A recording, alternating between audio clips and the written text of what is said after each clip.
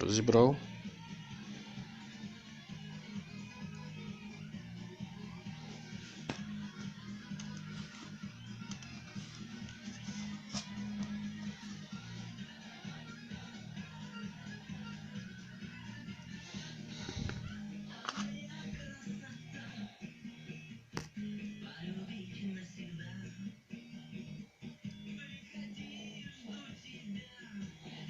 Це ще не саме інтересне.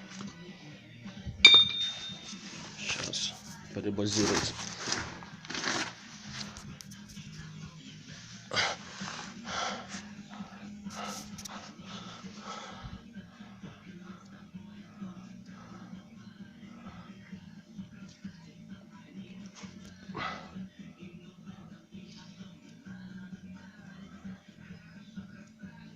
Я спочатку подумав, що хтось якусь фольгу підкладав.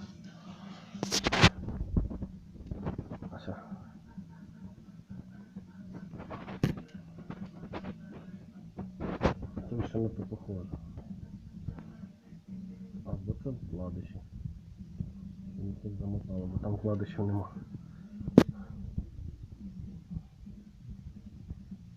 Чи ж давлення не горіло.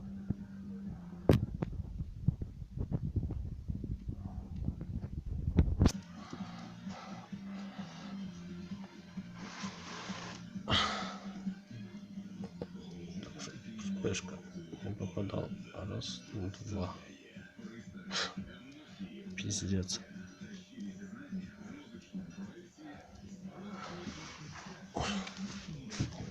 А тут люфт.